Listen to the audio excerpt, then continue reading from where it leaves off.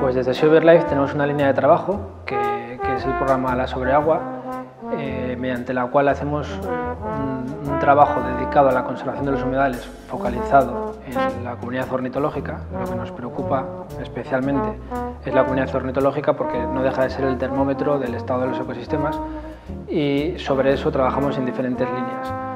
Estas líneas son desde la participación social, animar a la sociedad a que participe y a que visite estos lugares y los conozca y los disfrute, hasta la investigación científica. Dentro de ese amplio espectro de actividades, pues desarrollamos proyectos de restauración ambiental, proyectos de investigación científica o celebraciones como el Día Mundial de los Humedales, en el cual pues invitamos a la sociedad a que visite estos ecosistemas.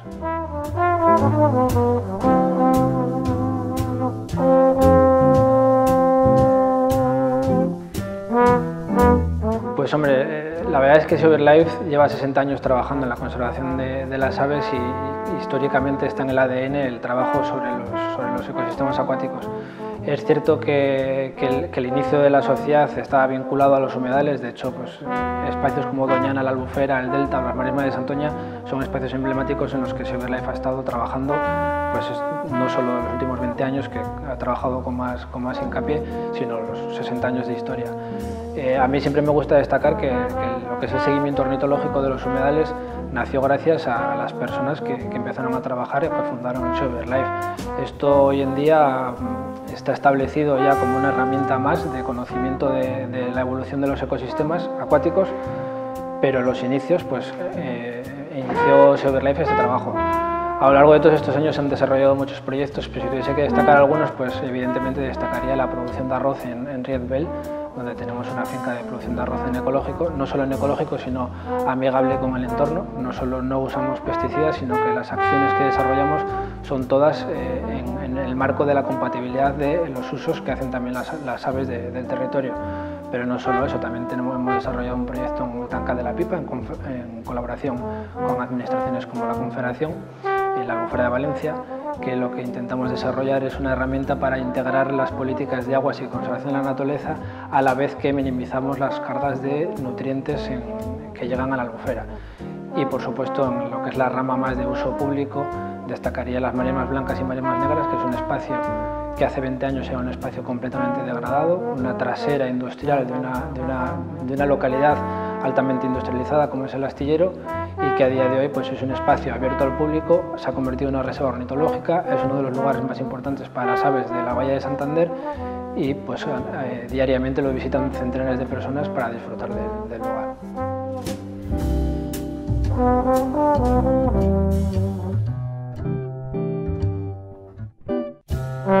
Pues hemos analizado las amenazas que sufren los humedales en España.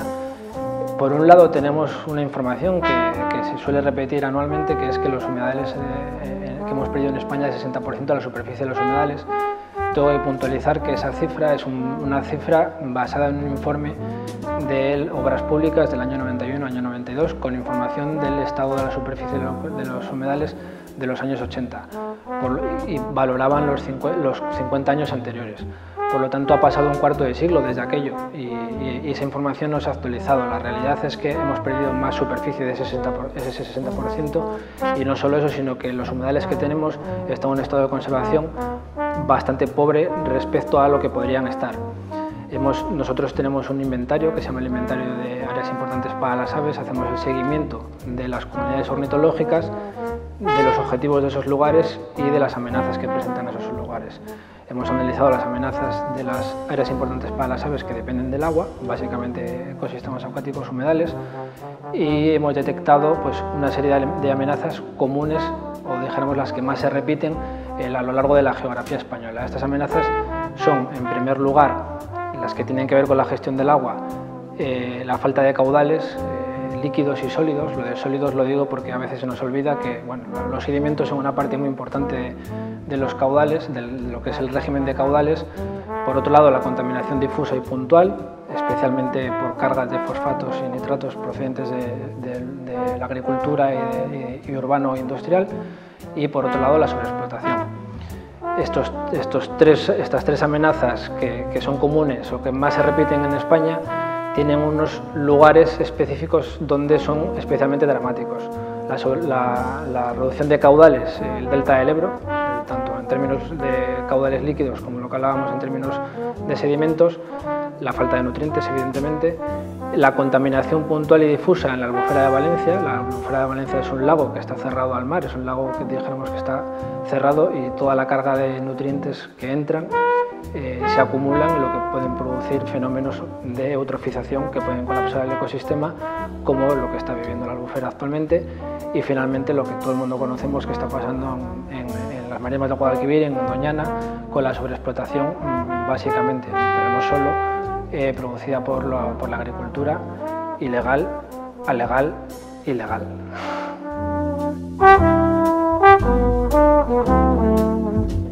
Las amenazas, la del delta, como venía hablando, pues es la falta de caudales. La falta de caudales, hay que entender que los caudales, aparte de llevar sedimentos, llevan nutrientes. La influencia de los aportes fluviales en el delta del Ebro no se limitan a lo que es la llanura deltaica del delta, sino que afectan a toda la plataforma marina anexa al delta. Es un área muy grande, una área muy importante y que está declarada de importancia para las aves a nivel mundial e internacional para al menos 6 especies de aves, entre ellas la pardela balear. Estas especies están ahí porque encuentran alimento. Se alimentan básicamente de poblaciones de peces pelágicos, como la anchoa o albocárter, pequeños peces pelágicos, que sus ciclos dependen de las aportaciones de nutrientes, porque el mar Mediterráneo es un mar bajo en nutrientes, un mar oligotrófico. Entonces estos mares están en relación directa con los nutrientes de los aportes fluviales. Y se ha demostrado que las cargas de aportes fluviales medias en época de desove, al año siguiente producen un incremento de las capturas de anchoas en todo el sector pesquero del delta del Ebro.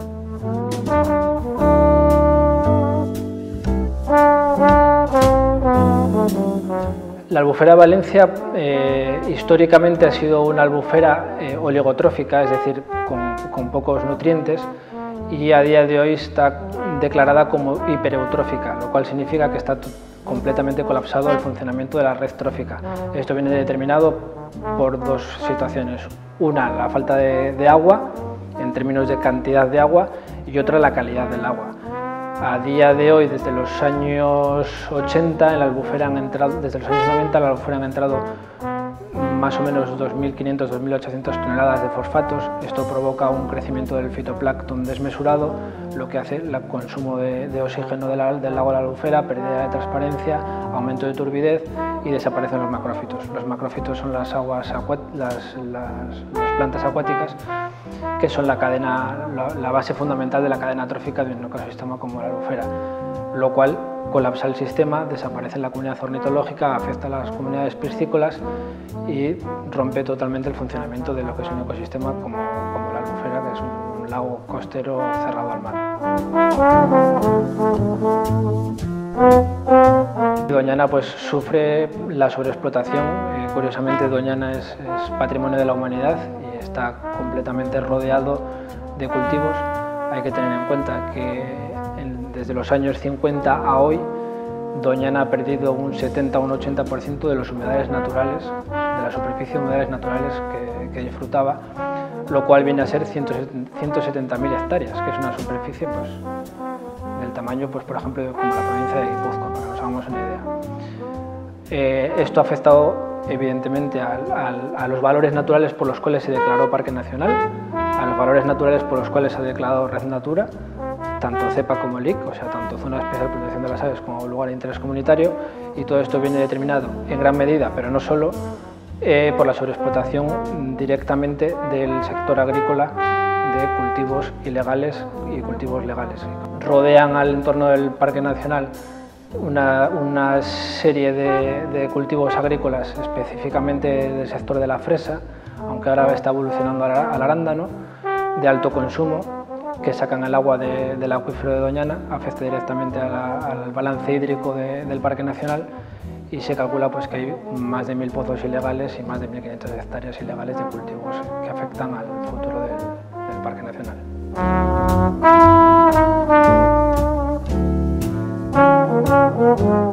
Con la campaña lo que pretendemos es hacer una campaña de un llamamiento de urgencia y de irreversibilidad o de no retorno de las amenazas a las que se enfrentan estos ecosistemas. Los ecosistemas acuáticos todos sabemos que tienen una capacidad de adaptación o de adaptabilidad importante. Cuando tú produces una amenaza en un ecosistema acuático, normalmente este ecosistema suele recuperarse en cierta medida o por lo menos adaptarse a la realidad. El problema es que en estos 3 lugares concretos y con estas 3 amenazas concretas, la amenaza no es a corto plazo, como pueden ser otras amenazas en algunos puntos concretos, algunas especies. La amenaza es la caza, eliminas la caza y se recupera la especie. Las amenazas son a medio y largo plazo. El delta del Ebro es una evidencia científica que ha reducido mucho su superficie.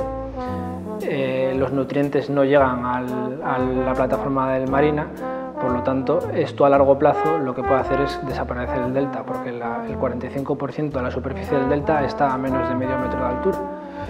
Esto, unido al cambio climático, pues es un impacto sinérgico que tiene un futuro bastante poco esperanzador.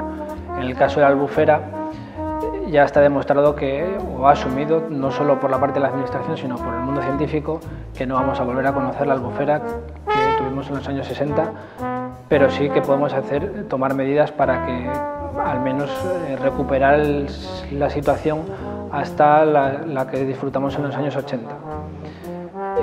Necesitamos una albufera con aguas transparentes, con aguas limpias, en la que la comunidad ornitológica sea diversa, y lo que vamos a pedir es que, en primer lugar, que cesen por completo y de forma urgente las entradas de nitratos y fosfatos, especialmente de fosfatos, de los vertidos de depuradoras y de vertidos ilegales y la contaminación difusa producida por el sector agrícola, y más entrada de agua, más entrada de cantidad de agua.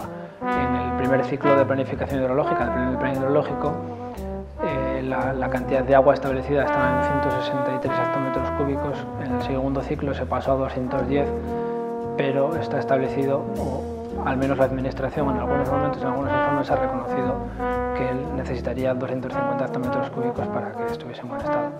En el caso de Doñana, pues la situación es un poco parecida en cuanto a que pedimos la clausura urgente y directa de todos los pozos ilegales, de todos los cultivos ilegales, y una reestructuración del sector agrario en el entorno del Parque Nacional que se base en las necesidades ambientales por las cuales se declaró un lugar Parque Nacional, Espacio Natural Protegido y Espacio Natura 2000 por la Unión Europea.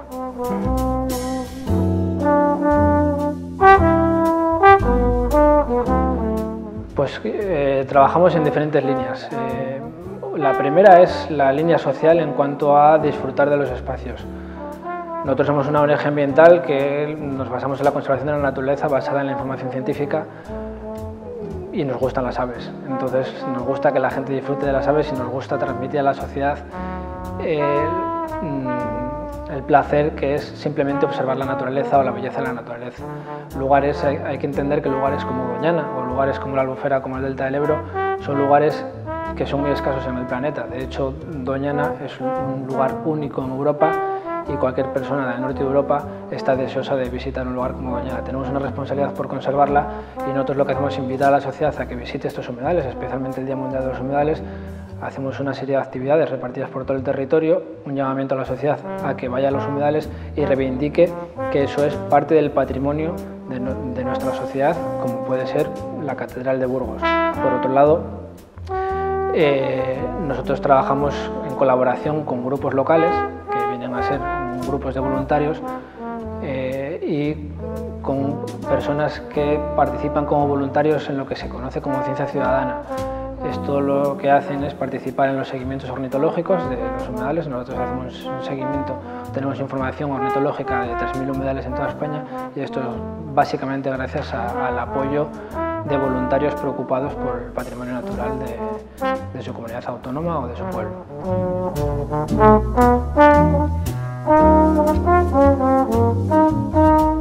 Los humedales históricamente han sido los ecosistemas que más amenazas han sufrido. Esto tiene una simple razón, que como todos sabemos el agua es la clave de la vida, y entonces los lugares o los ecosistemas donde hay agua dulce, es un foco de atracción para los asentamientos humanos. De ahí la problemática básica de ocupación de estos espacios. En primer lugar, el agua pues, es un recurso que es básico para la vida, para la sociedad, no solo en términos de beber agua, sino de todos los usos que sacamos de ellos, pero también existe ese factor que se habla poco de él, que es el factor de la belleza natural de estos lugares. Los humedales es el único ecosistema a nivel mundial que cuenta con un convenio internacional, que es el convenio Ramsar, que se celebra el 2 de febrero porque se firmó en el 71, y es el único ecosistema del mundo que cuenta con un convenio internacional. Y esto no solo es evidente, por una parte es por la importancia del recurso hídrico como recurso, pero por otra parte por los servicios que nos aportan. Estos servicios van más allá de los aprovechamientos económicos del agua, sino que aportan otros servicios como pueden ser culturales, sociales o servicios simplemente de recreación. En cuanto a culturales y sociales, pues existen multitud de celebraciones a nivel mundial que se celebran en ecosistemas acuáticos. Por lo tanto, el nexo entre la humanidad y los ecosistemas acuáticos es evidente, y así lo demuestra que haya un convenio dedicado únicamente para conservar estos hábitats.